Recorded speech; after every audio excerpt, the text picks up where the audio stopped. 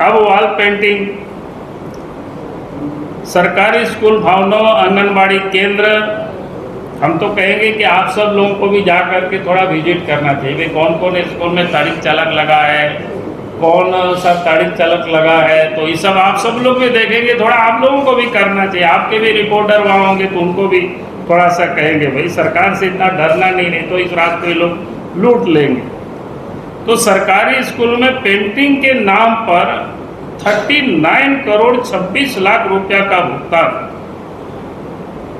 किया गया है। वो एक हजारीबाग की कंपनी है, कुछ कंपनी का लिखा हुआ, लेकिन मैं उसको यहाँ अभी नहीं बोल रहा उसको। तो उसमें भी अगर आप देखेंगे कि तो दिनांक नहीं, पहला टेंडर हुआ 16 सरकारी स्कूल भवन के लिए, प्रति इकाई माने प्रति स्कूल 16,96,610 रुपया प्रति स्कूल प्रति इकाई। दूसरा टेंडर हुआ तो 180 सरकारी स्कूल भवन के लिए 7,49,281 रुपया प्रति इकाई। तीसरा टेंडर हुआ 26 सरकारी स्कूल भवन के लिए 18,88,213 रुपया प्रति इकाई। अब बाजार दर पर अगर देखा जाए तो प्रति स्कूल भवन की वॉल पेंटिंग का खर्च 42,000 से लेकर के 55,000 रुपया तक और आंगनबाड़ी में 28,000 रुपया तक आता है मात्र। लेकिन इन्होंने क्या किया, 4 टेंडर में मतलब 9,19,87,716 रुपया इसको कह सकते हैं कि एक प्रकार से अधिक भुगतान किया है। उसी प्रकार के सौर ऊर्जा संचालित पंप लगा है कि नहीं लगा वो तो जांच का विषय है, लेकिन मैं तो यहाँ कह रहा हूँ कि मूल्य किस प्रकार से ये लोगों ने लूटा है। पहला टेंडर हुआ 2 HP माने पंप सेट है, सौर ऊर्जा से जो संचालित होता है, 2 HP 18 जगह का प्रति यूनिट 7,61,980 रुपये। दूसरा टेंडर है 2 HP 41 जगह प्रति यूनिट दर, अब बढ़ गया 8,85,914 रुपया। तीसरा टेंडर है 2 HP एवं 5 HP 62 जगह प्रति यूनिट 7,61,980 रुपया। चौथा टेंडर है 2 HP एवं 5 HP 43 जगह 8,85,714 रुपये। इसमें भी थोड़ा अलग अलग कंपनियों से कुछ हम लोगों ने पता करवाने की कोशिश की। जैसे लोबी है एक कंपनी LUBI 1,12,000 2 HP का। सोलारेटिव है 1,30,000 3 HP का। CRI है 1,70,000 5 HP का। तो इस प्रकार से आप देखेंगे तो यहाँ 13,53,35,818 रुपया का भुगतान किया, यानी बाजार का जो मूल्य है उससे भी 6 से 8 गुना अधिक कीमत में मतलब निकाल लिए गए। और निकाल लिए गए तो कई एक प्रकार के उसमें से काम को उन्होंने बताया, कई कंपनियों को इन्होंने दिया अलग अलग, क्योंकि पूरा यहाँ डिटेल में आप सबके सामने कहो तो शायद काफ़ी लंबा समय लगेगा। बाद में हम आप सब लोग ले लेंगे, ऐसी पूरा क्या बोलते हैं उससे संबंधित जो फाइल है वो 205 पृष्ठ का है। तो हमने पाठक जी को भेज दिया है 205 उसका क्या बोलते हैं PDF में। लेकिन कुछ चीज़ों को मैं यहाँ उदाहरण देना चाहूँगा ताकि आप सब लोगों को यह समझ में आना चाहिए। एक तो जैसे 46 पंचायतों में जनरेटर की आपूर्ति की गई है 46 पंचायत। उसमें से दर है 7,97,526 रुपया प्रति जनरेटर के हिसाब से।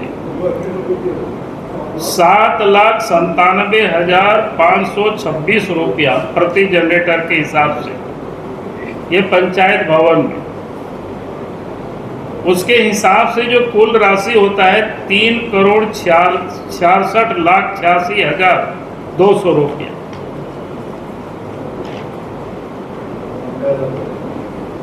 उसका अगर बाजार में जो हमने पता करवाया कि अच्छी कंपनी जैसे अशोक लेलैंड जैसे कंपनी है 15 केवीए का, वो 3,07,000 में मिल जाता है।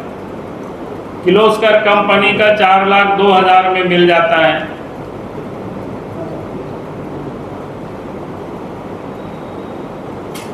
उसी प्रकार से दूसरा जो जनरेटर फिर लिया गया 31 जनरेटर फिर लिया गया, वो 12,28,000 रुपया 12,28,341 रुपया प्रति जनरेटर के हिसाब से।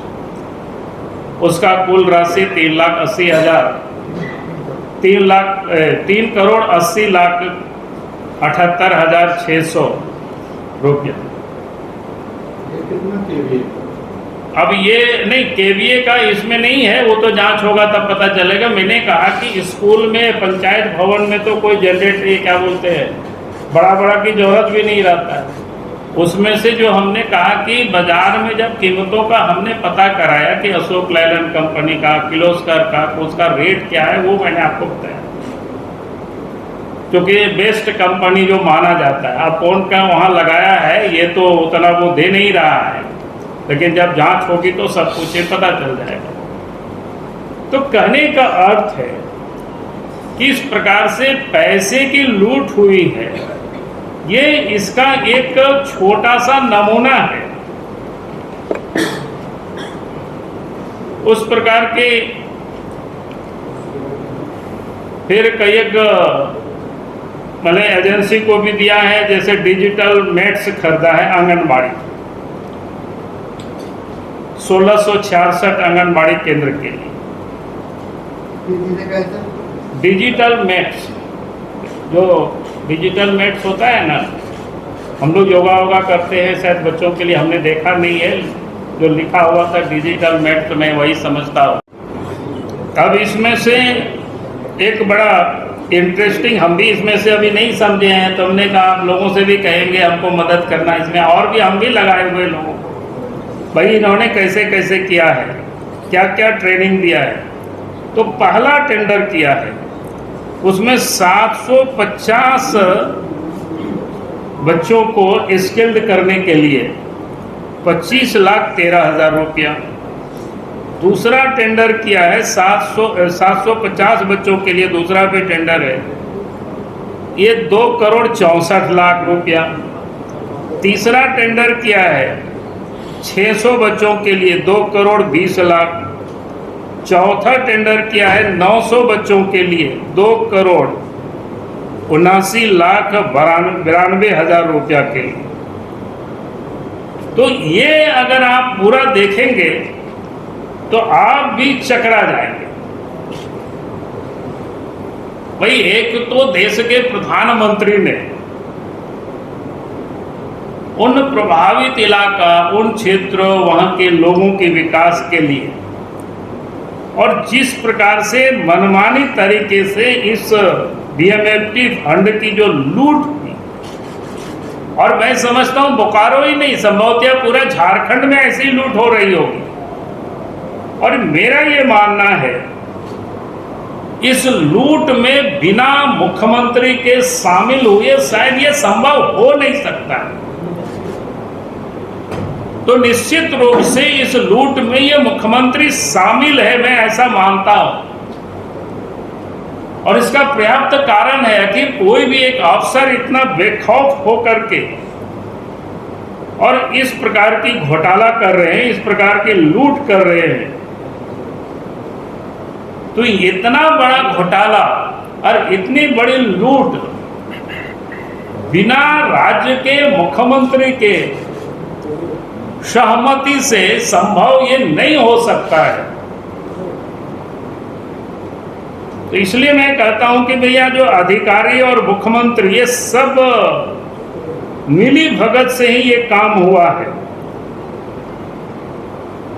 और इसकी अगर सच कहा जाए तो इस प्रकार की लूट हो रही है तो इसकी सरगना कौन हो सकते हैं? राज्य के मुख्यमंत्री हो सकते हैं इसके।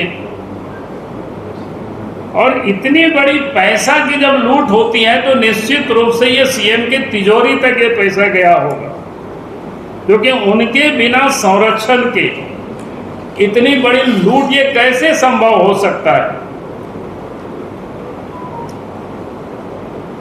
क्योंकि डीएमईटी फंड गरीबों के लिए था, इसका उपयोग खनन प्रभावित इलाकों में स्कूल, अस्पताल, सड़क, पानी आदि जैसे योजनाओं में लगानी थी। और मुख्यमंत्री ने इसको समझे अपना एटीएम समझ लिया।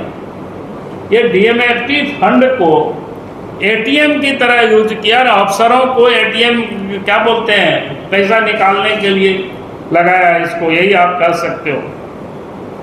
ये गरीबों के विकास का ये पैसा है, बच्चों की पढ़ाई का पैसा है, बीमारों को इलाज का पैसा है। ये सब मुख्यमंत्री ने मिल करके और भ्रष्ट अफसर उन लोगों से मिल करके इसको लोगों ने लूटा है। और इसकी जांच सीबीआई से कराई जाए तभी ये मामला सही सही जांच हो पाएगी। क्योंकि